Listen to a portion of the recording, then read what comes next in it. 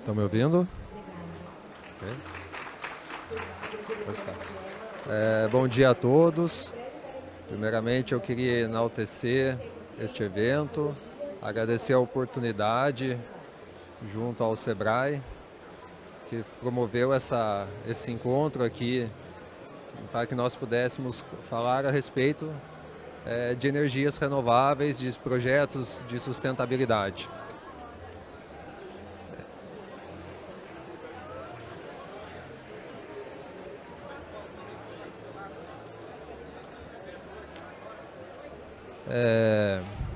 Eu chamo Luiz Fernando, sou engenheiro de materiais, não sou palestrante. Vou tentar aqui nos próximos 30 minutos explicar o meu projeto, que há 18 anos a gente desenvolve em Alegrete.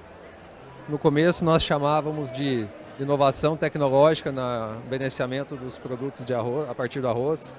Hoje já evoluímos para um complexo industrial. Porém, antes de começar, eu gostaria de fazer uma provocação para vocês. Hoje estamos aqui discutindo sobre o clima, né? Quais são as consequências para as futuras gerações. Hoje nós temos condições de falar sobre evolução de dados, históricos de dados e projeções futuras. Muito se fala em 1,5 grau de temperatura até 2100. Mas o que é esse 1,5 grau vai refletir na nossa sociedade? Quais são os malefícios que isso vai ocorrer nas futuras gerações? O ser humano ele tem uma tendência de querer mudar o ambiente para poder viver, quando é o contrário. O ambiente já existe o equilíbrio dele há mais de milhões de anos. E nós que chegamos no final queremos adaptar ele ao nosso conforto, às nossas comodidades. Então eu acredito que o tema que nós temos que dar chama adaptação. O ser humano ele tem que se adaptar ao meio ambiente para que não promova a ruptura do ciclo natural existente. A pandemia, ela se mostrou o quão vulneráveis nós somos. Nós não temos controle sobre a velocidade com que os fatos acontecem. A globalização, ela interage diretamente com todos os povos, com todas as culturas, com toda a sociedade. Então, em horas nós vimos cidades ser contaminadas, em dias estados, em semanas países, em meses continentes. E para que a gente não tenha cenários como esse, nós precisamos estar planejados.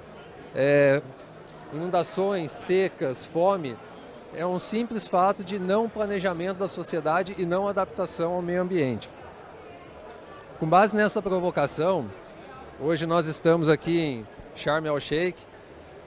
Quem já teve a oportunidade de conhecer as belas paisagens, mas para vocês entenderem como é que funciona o complexo de geração que eu vou apresentar, eu vou convidar vocês a atravessar o Atlântico e se deslocar para Alegrete. Uma cidade situada a praticamente 700 quilômetros do litoral, isolada geograficamente, no raio de 100 quilômetros não existem outras cidades. Para quem é o maior município em área territorial do Rio Grande do Sul, possui as suas belezas naturais, a sua cultura própria. O gaúcho é muito bairrista, nós privilegiamos a cultura local.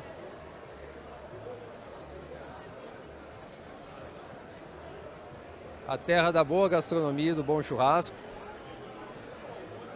E também a terra do arroz, onde estão situadas as empresas Pileco Nobre e Sílica Verde do Arroz. Mas quem é a Pileco, né? A Pileco é uma empresa familiar, foi fundada em 1976, base agricultura, veio migrando da região da Quarta Colônia para Alegrete, para desbravar a cidade. É reconhecida nacionalmente como um dos melhores arrozes produzidos. Atualmente somos a 9ª empresa do Rio Grande do Sul em processabilidade de arroz. Se somos do Rio Grande do Sul, somos do Brasil.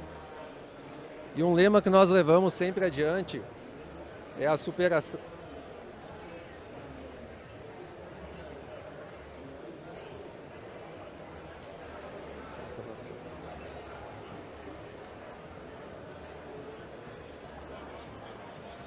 é a superação e o desenvolvimento. Originalmente a empresa se chamava Pilec Companhia Limitada. Nós atuávamos basicamente na produção de arroz branco, só que a empresa sempre tem uma visão inovadora, então nós sempre pensávamos como estaríamos para os próximos 20 anos, o que nós gostaríamos de projetar, de prospectar para os próximos 20 anos. Então, no começo dos anos 2000, a empresa se chamava Pilec Companhia Limitada, identificou que o mercado ia projetar, o mercado ia modificar com acesso à informação, com acesso à globalização, com acesso à internet. Então ela começou a diversificar e lançou o projeto Pileco Nobre. O que é o projeto Pileco Nobre? O projeto Pileco Nobre são 4 pilares que passaram a orientar todo o direcionamento do mercado e da indústria. No começo da virada do milênio, nós já falávamos em sustentabilidade. Gostaríamos de ter um produto 100% sustentável, resíduo zero. Nós já estávamos preocupados com o consumo consciente. Por quê? Nós precisávamos preparar a futura geração para o consumo de arroz, para um produto de qualidade, que foi a marca nossa. E, por último, nós estávamos falando em eficiência. Não existe projeto que se sustente, que seja ineficiente. Todo desperdício, quem paga? Primeiro a sociedade dos acionistas, depois a sociedade em que vivemos. Não existe almoço grátis, como a gente costuma dizer no Rio Grande do Sul. Para quem não conhece, eu preciso mostrar o tamanho do problema para depois apresentar a solução que nós fizemos. A cultura do arroz, a produção do arroz, basicamente são 4 etapas. A parte do plantio, no Rio Grande do Sul se utiliza a parte de arroz irrigado. O produto ele é deslocado para unidades armazenadoras, estocado. No Rio Grande do Sul nós fazemos uma safra somente, em função do inverno. O produto ele tem que ser seco e aqui já começa a primeira evolução que nós fizemos. A secagem tradicional consumia lenha de fontes quaisquer, usava casca de arroz queimada de qualquer jeito. O produto posteriormente é processado e disponibilizado no mercado. O que as pessoas não sabem, eu tentei fazer a palestra um pouco dinâmica, mas o sistema não avança.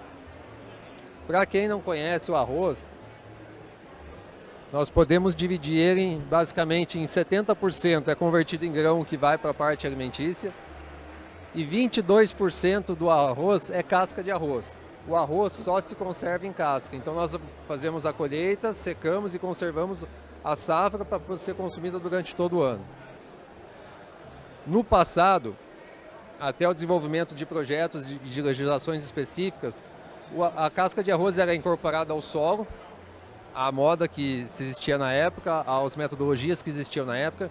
Grande parte era utilizada para secagem, isso causava um grande problema de qualidade do grão, porque você não tem um controle de secagem satisfatório para garantir a qualidade do grão, ou era destinada para a parte de substrato. No Rio Grande do Sul se fazia muita cama de frango, cama de cavalo, cocheira, a casca era utilizada nesse ponto. Só que o que acontece?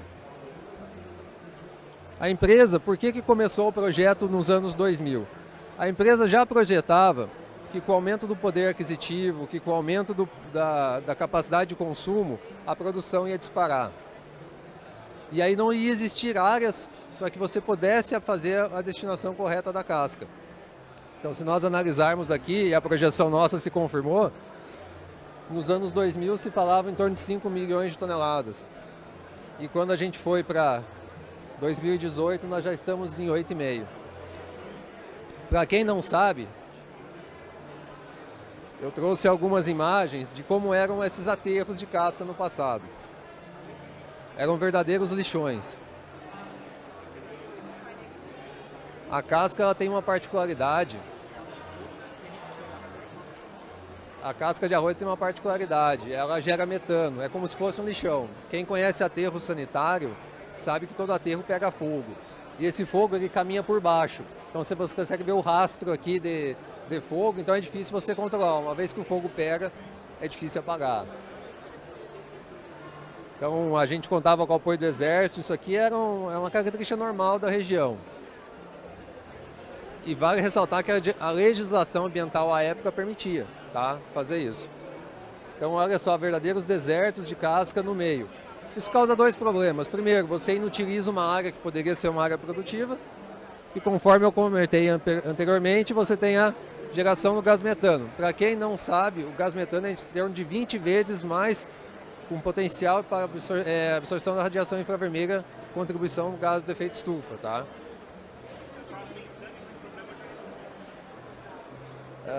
Eu brinquei com o pessoal que está aqui na missão, que eu ia falar a quantidade de casca que era possível gerar por safra, né? Então, se nós formos analisar por ano, o volume de casca disponibilizada é em torno de 5.000 piscinas olímpicas. Mas ainda não tem uma boa dimensão de grandeza. Então eu resolvi converter em área. A quantidade de casca produzida pela safra brasileira cobriria uma área de torno de 19,3 km² por ano. Se os dados do Wikipedia ou da Enciclopédia Britânica estão corretos, Manhattan tem em torno de 59 km², ou seja, a cada 3 anos eu cobriria Manhattan com 1 metro de casca linear. Podemos fazer a comparação com Paris, a cada 5 anos, aproximadamente, conseguia cobrir toda Paris com 1 metro de casca. E Sharm el-Sheikh, a cada 2 anos também seria totalmente coberta por casca de arroz. Mas a casca não é só coisa ruim. A casca ela tem algumas particularidades que, se for bem aproveitada, podem trazer benefícios. Por exemplo, só um detalhe. Se nós temos esse grau de problema, vocês imaginem os maiores produtores de arroz do mundo. O Brasil ocupa a 9ª posição, cerca de 5% do que uma China produz. Então, se nós temos essa dimensão de problema ambiental ou de quantidade de resíduo, vocês imaginem os demais países. Dentro desse conceito, a empresa, olhando aqueles 4 pilares que foi criado lá no projeto Pileco Nobre, ela viu a necessidade de desenvolver uma tecnologia não convencional e inédita no mercado para que a casca de arroz pudesse ter uma utilidade. Conforme eu falei anteriormente, a casca de arroz ela possui um poder calorífico razoável, em torno de 3.000 kcal por quilo, uma umidade baixa, porque ela acompanha a umidade do grão de 12% a 14%, ela possui 22% de sílica em estado amorfo. A sílica amorfa tem diversas aplicações. E ela está em estado perfeito, a natureza é perfeita. Então, se nós conseguirmos extrair a caloria presente na casca, na forma do sistema que a gente desenvolveu de combustão, e ainda preservar esse estado amorfo da sílica, a gente teria um novo mercado que até então não era explorado no Brasil. Então, nesse conceito, surgiu a empresa chamada SVA, Sílica Verde do Arroz.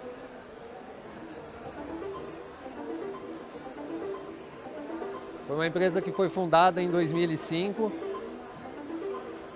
iniciou sua operação comercial em 2009 com a geração de energia elétrica. Depois eu vou falar em números, a gente tem uma potência instalada de 5 MWh. E iniciamos a extração da sílica em 2011. Eu nunca me recordo que a primeira venda que nós fizemos foi 1º de abril. Não é dia da mentira no Brasil, mas foi verdade. E o coordenador geral de ciência do clima e sustentabilidade também do LCD. O que a SVA tem de diferente dos métodos convencionais?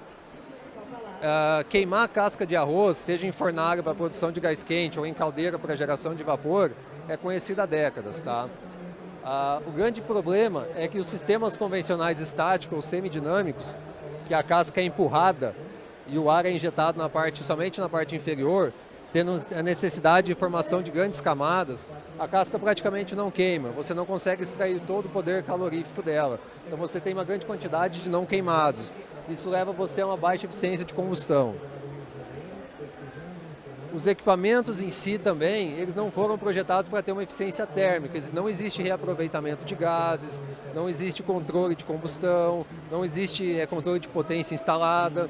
Então você, num processo global, você gasta muita casca para gerar pouca energia. Resolve o teu problema da casca, sim, mas você passa a ter um segundo problema, que é a cinza não aproveitável.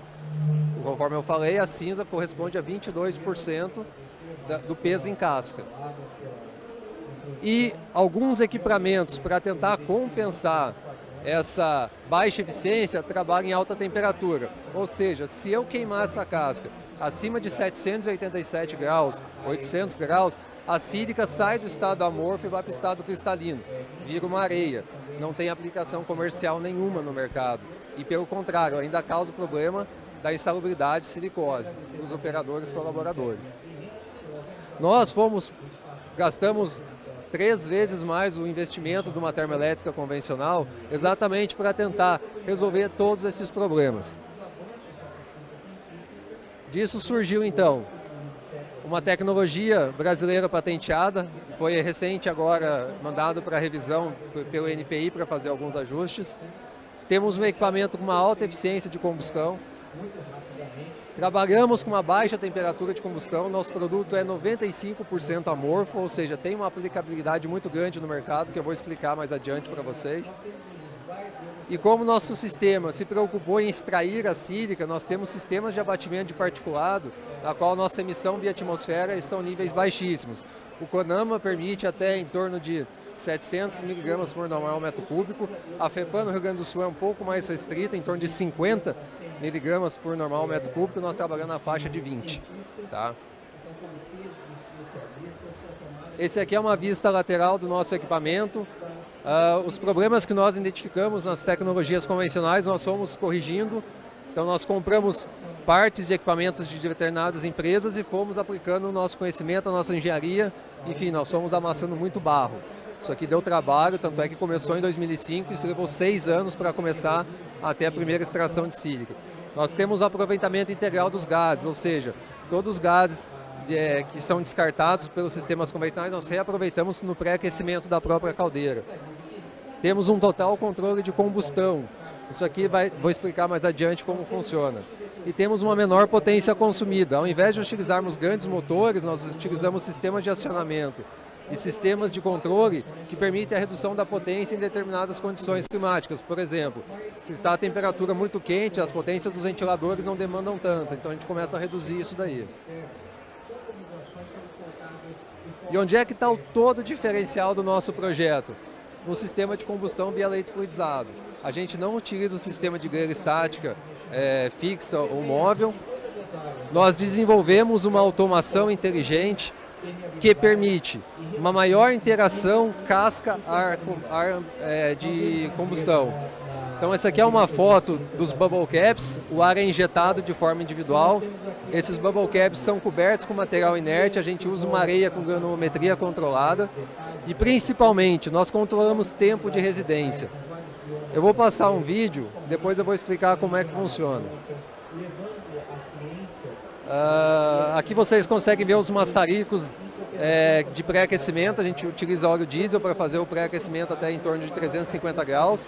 Posteriormente esses maçaricos são retirados e nós começamos a alimentar o sistema somente com casca de arroz.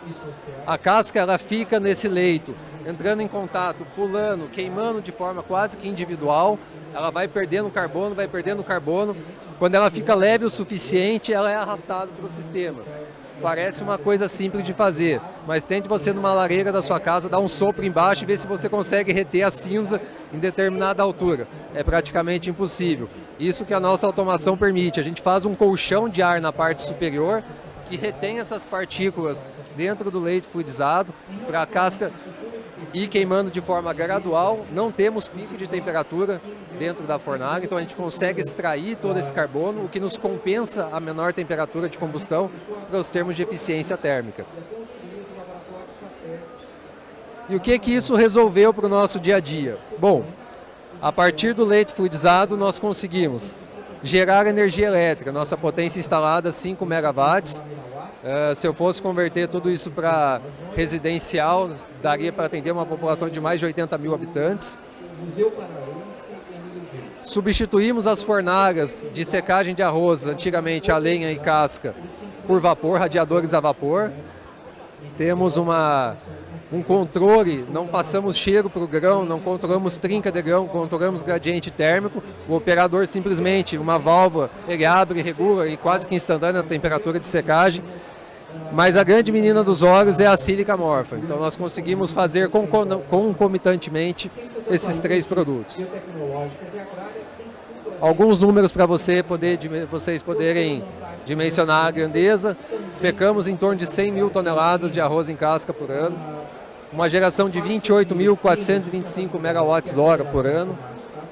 Temos uma produção de 100% de arroz com energia renovável e promovemos a extração de 10 mil toneladas por ano de sílica morfa. Também fomos, como a gente sempre pensou adiante, fomos um dos primeiros projetos a nível nacional de PDD. Nosso projeto fala em torno de 20 mil toneladas de CO2 equivalente por ano pelo consumo de casca. Vamos retomar agora com as novas metodologias que foram propostas pela última COP. E agora eu vou falar um pouquinho para vocês sobre a sílica, que contribui tanto quanto a retirada da casca do meio ambiente, as aplicações da sílica contribuem tanto quanto. Nosso produto comercial se chama Silca Nobre, sílica da casca de arroz. Esse é um primeiro grade, onde ele foi desenvolvido para aplicação em substituição do uso de cimento Portland em traços de concreto, argamassa e fibrocimento. Começamos em 2014 em função do déficit de cimento no Brasil. A sílica permite a redução de 10% da quantidade de cimento em traço de concreto com apenas 3% de sílica. Então nós automaticamente já promovemos a quantidade de cubo que era produzido. Na parte de fibrocimento, a sílica veio contribuir com a retirada do amianto. A sílica ela reage com o subprimento de hidratação do cimento, fechando a matriz e reduzindo a porosidade. E na parte de argamassa, nós também fazemos a redução da quantidade de cimento. A sílica, além de reduzir o cimento, você pode utilizar ela para melhorar a propriedade. Aplicação em concreto marítimo, aplicação em ambientes extremamente agressivos, onde tem a presença de CO2, carbonatação, subaltação. A sílica tende a fechar a matriz e reduzir a porosidade.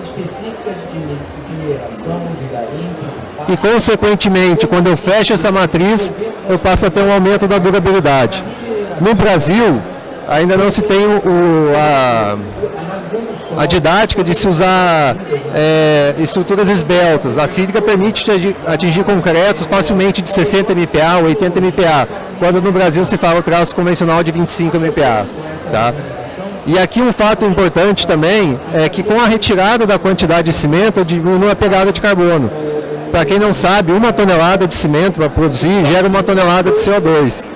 Então, se eu passo a retirar essa quantidade de cimento dos traços de produtos diversos, eu passo a ter uma menor pegada de carbono em função disso. Então, temos um segundo grade. Desculpa. Aqui são algumas obras importantes que a gente fez. Por exemplo, a obra do Porto de Rio Grande foi feita com a sílica de Alegrete.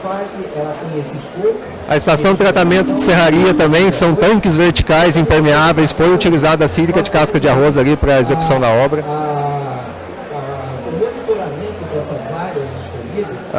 Desde 2015, nós estamos trabalhando num segundo grade da sílica para a produção de artefatos de borracha. Tá?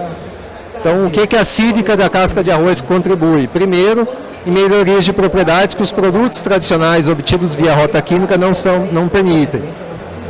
Então, quando a gente fala em pneu com sílica de casca de arroz, é um pneu que gasta menos combustível, tem menor resistência ao rolamento, tem maior aderência no molhado. Tais propriedades se atinge com a sílica precipitada? Se atinge, mas não nos níveis que com a sílica da casca de arroz. Óbvio que eu não consigo substituir 100% da sílica precipitada em função de propriedades mecânicas, resistência ao rasgo, resistência à abrasão, etc. Mas como eu consigo, nos contratipos, entre 15% e 40% da redução da sílica precipitada, eu também reduzo a pegada de carbono. A sílica precipitada é produzida através da fundição de areia, tem um gasto alto energético, um alto gasto de produtos químicos. Então, você tendo um produto ecológico que permite a substituição parcial, vem a favorecer o meio ambiente. Também trabalhamos com a segunda linha, que é para a substituição do nego de fumo. O nego de fumo é um material obtido a partir do petróleo, ele confere propriedades mecânicas, ele tem uma coloração preta, por isso que o pneu é preto, porque tem nego de fumo. Peças técnicas, coxins, frisos de porta, vedação de janela, toda parte que vai nego de fumo, eu também consigo fazer a substituição de 15% desse nego de fumo pela sílica da casca do arroz. E também estamos na parte da redução dos próprios polímeros e resinas. Hoje nós estamos fazendo PVA, EVA, espuma expansiva para isolamento térmico. Então hoje nós estamos na parte da indústria automotiva, na parte da indústria da construção civil, tanto na parte de cimento quanto na parte de borracha. Vocês veem que esses laboratórios, eles têm painéis solares. Bom, já estou caminhando para o final. Esse daqui então é o nosso dia a dia. Arroz no campo, arroz na mesa. Hoje a gente brinca que o arroz já saiu da mesa e está mais no dia a dia do que a gente pensa. Então nosso projeto hoje, 100% da casca é utilizada para gerar energia, o vapor e a energia elétrica retornam para a Pileco para a produção do arroz. Disponibilizamos energia elétrica para mais de 10 mil residências na cidade de Alegrete. Ainda contribuímos com empresas que ainda não têm aonde destinar a casca, a gente faz essa coleta de forma voluntária, no formato parceria, até no raio de 150 km, sem custo. São caminhões nossos que vão retirar essa casca. Estamos, através da sílica, presente na pavimentação, na construção civil, na parte de cobertura, na parte de artefato de peça técnica, em pneu e etc. Eu vou mostrar um videozinho agora para vocês terem entender o tamanho da... A reserva Mamirauá, de 2 milhões de hectares, é a primeira reserva monitorada 24 horas por dia. O vídeo. Bom, quais são hoje o retrato nosso do dia a dia? Temos uma tecnologia limpa, hoje a Pileco é uma empresa resíduo zero. Trabalhamos muito a sociedade, faz parte do projeto dos pilares do consumo consciente, como eu citei anteriormente, para que a sociedade reconheça quais são os produtos que efetivamente contribuem com o mercado, quais são os produtos que efetivamente contribuem com o meio ambiente, principalmente na valorização da marca, na valorização do produto. Esperamos que isso nos diferencie dos demais no mercado, para que a gente possa ampliar o consumo. Essa aqui é uma imagem da nossa planta, toda interligada entre as empresas. Para quem não conhece, essa aqui é a casca de arroz. A resolução aqui não ficou boa.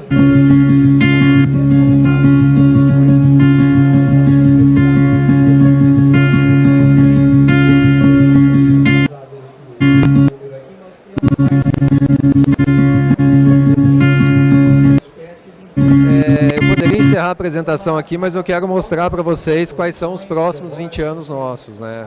Assim como eu comentei no começo que a gente sempre está pensando nos próximas 2 décadas, é importante eu mostrar para vocês qual é os novos conceitos da empresa. Nós, a partir deste próximo ano, nós vamos implantar uma geração híbrida na SVA, vamos ampliar a potência de geração, vamos instalar painéis fotovoltaicos para ter uma geração híbrida. Vamos incentivar os produtores de arroz a instalação de painéis solares nas lavouras. Como é uma cultura estacional, permite uma pequena potência instalada que vai acumulando energia para somente utilizar nos 90 dias de irrigação. E em termos de arroz, nós mudamos o conceito. Não é mais comer arroz, é ter nutrição. Em 2050, a população brasileira será predominantemente acima de 50 anos. Teremos mais farmácias, teremos menos gente na escola. Então a gente quer, a partir do arroz, ampliar a cadeia. O próximo passo que a empresa vai desenvolver é o óleo de arroz. superior ao azeite de oliva em propriedades antioxidantes, redução de colesterol. Na parte de bebida vegetal, para quem é intolerante à lactose, o arroz, para quem não sabe, é o único alimento que não existe alguém alérgico a arroz. Então você pode fornecer para uma maior gama de pessoas com intolerância. A parte do gama-orizanol, que é uma proteína, agora não sei se eu estou falando correto, que é presente no germe do arroz, que previne o envelhecimento, que previne o colesterol.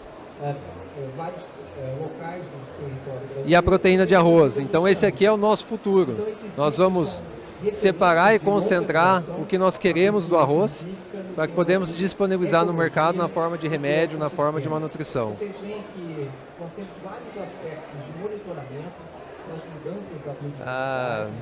Há quase 2 décadas atrás, quando a gente lançou o projeto, a gente tinha um slogan, o futuro do seu jeito. Cada um é responsável pelo futuro. Hoje aqui na COP nós sabemos que sim, que cada um fazendo a sua parte, o todo pode ser modificado. Então espero ter mostrado para vocês que esse é o nosso jeito de fazer o futuro e o de vocês. E outra coisa que a gente muito cita na empresa, hoje a gente fala em complexo industrial, no passado a gente falava em inovação. A inovação de hoje é o dia a dia de amanhã. Queria agradecer a atenção de todos, é bem difícil falar com outras pessoas falando, a gente desconcentra um pouco. Queria agradecer à CNI, ao SEBRAE, ao MMA pela oportunidade de estar aqui. Eu recebi a informação também que a agência de fomento que financiou esse projeto no passado está aqui, então queria agradecer ao Badesul, que permitiu que a gente fizesse aí na pessoa da sua presidente, a Janete. E estamos abertos às perguntas caso tenham. Obrigado.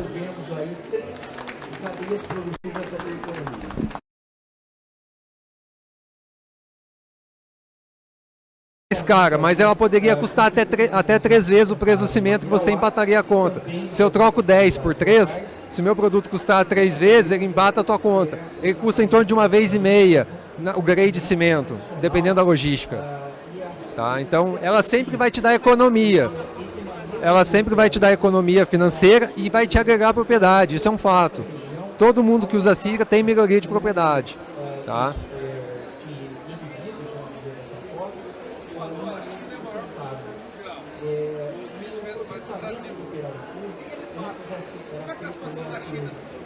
Eu gostaria depois aqui convidá-los a gente passar lá para perguntar. Eu tenho certeza que eles não têm alguma coisa desse nível.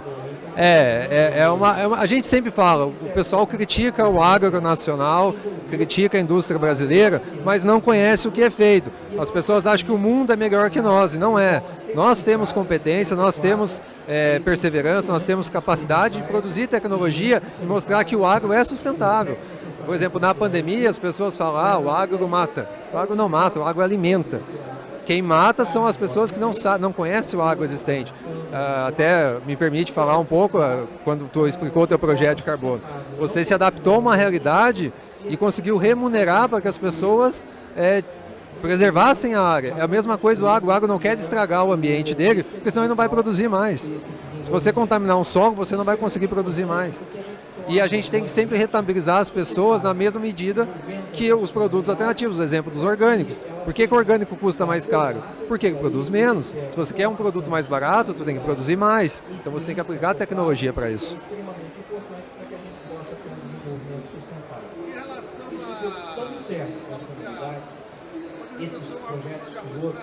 Em torno de 60, 65%. E nós conseguimos cerca de 40 milhões de reais para desenvolver agora uma chamada pública as cadeias produtivas da bioeconomia. Não, cada um foi buscar uma rota que melhor se adequasse à tua condição financeira, ao teu cenário logístico.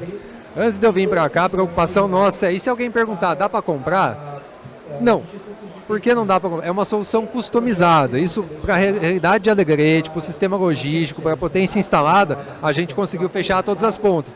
Pode ser utilizada num outro modelo, numa escala maior ou menor, dependendo da empresa que vai implantar. Empresas no Rio Grande do Sul utilizam tecnologia tradicional. Se eu não me engano, tem 12 termoelétricas no estado já, a casca de arroz. Porém, eles queimam, geram energia e a casca e a cinza eles incorporam no solo. Tá? Hoje 100% da minha produção é vendida. Até o ano passado, com o pico do mercado, apesar da pandemia ter estragado alguns mercados, nós na questão da energia sílica voamos bem. Então se eu tivesse duas unidades dessa, eu teria 100% do produto vendido. É que eu disse, a gente conseguiu costurar tudo na forma precisa. A termoelétrica não tem como aumentar hoje, porque a turbina já tem um tamanho específico, o gerador também. Só se eu repotencializasse todo. Então é mais fácil construir uma nova. E aí eu tenho que pensar logística, tenho que pensar tudo vinculado. Vocês viram no vídeo que a Pileco é exatamente do lado da SVA. A Pileco é dona de 75% e o restante são sócios, pessoas físicas do grupo que são donos. Então é o helicoide que interliga as empresas, não tem um custo logístico interno. Se eu for fazer uma coisa mais longe, já tem que ter custo logístico. A casca, por ser uma densidade em torno de 125 kg por metro cúbico, para transporte é complicado. A gente só consegue ir no raio de 150. Mas isso a gente ainda toma prejuízo, porque a gente mantém a parceria de longo prazo, esperando que o mercado retome, eu preciso dessa casca. A Pileco começou com a termoelétrica em torno de 25% da casca própria, o restante 75% de casca de terceiro. Hoje nós estamos em 50%. Com o aumento desses novos produtos, a ideia é que a gente aumente o consumo, a geração própria de casca e reduza a quantidade de casca dos vizinhos ali, né? Ele não tem nenhum interesse em relação a conflito de interesse em relação à comunicação das emissões de gases de efeito estufa. O grande ganho da SVA não está no lucro dela, está nos benefícios que ela transfere para o arroz. Vou dar um exemplo. No passado, você tinha que pagar um horário de ponta, custo de energia. Hoje, com a autogeração, você não precisa pagar. Então, são 3 horas mais de hora máquina produção que você tem, fora o tempo de parada e retomada, que converte em torno de 5 horas no total. Então, eu tinha que pagar 1 hora mais cedo para as máquinas esvaziarem. Então, eu tenho mais 5 horas de produção em cima de 24. Tá? Segundo, eu consigo agregar qualidade no arroz. A minha secagem é mais econômica, o meu produto tem mais qualidade. Então eu consigo entregar lá na ponta. Por quê? O mercado da sílica é constante em termos de valor, mas o mercado da energia não. Como a gente tem uma carga pendurada, eu não posso garantir um contrato de longo prazo. Então eu trabalho no mercado spot, PLD. Hoje o PLD está falando em piso de R$50. Para eu trazer uma tonelada de casca me custa 70. Então, se eu não agregar a energia que eu estou gerando na própria Pileco, a sílica vendida, eu não consigo fechar essa cadeia. Claro que tem horas, como 2014, que a energia foi para o teto, mas é um ponto extremamente fora da curva. Tá? Então, a gente, no conjunto das empresas, é que você tem o resultado. A SVA, de forma isolada, no cenário hoje, não teria resultado. Então, a gente tem que sempre estar vinculado ao arroz. Por isso que a gente fez esse projeto próximo. Está investindo 32 milhões de reais. Próximo. E aí vocês vêm no meio da floresta... É impressionante, foi excelente a tua pergunta. A gente, nas palestras que eu dava no passado, eu brinco que o mundo conhece Alegrete e a população e o município de Alegrete não conhece. As pessoas não têm conhecimento do que acontece ali na região e sempre olham assim, vocês estão só gerando energia. Não, fisicamente a energia fica ali, nos postes, mas ela é vendida para São Paulo. Então eu trago uma carga tributária para o município que poucas pessoas reconhecem. A sílica que é produzida ali, a partir do arroz que é produzido ali, é vendida para fora do estado. Então a carga tributária de ICMS vem toda para a cidade, para o estado, de dinheiro de outros estados. Então as pessoas não conseguem enxergar como essa cadeia hoje está linkada. A gente está tentando mudar. A questão do consumo, a questão da valorização é exatamente junto à sociedade local, junto à sociedade gaúcha. Da Amazônia, é um observatório, é um local de pesquisa da floresta amazônica. Nós temos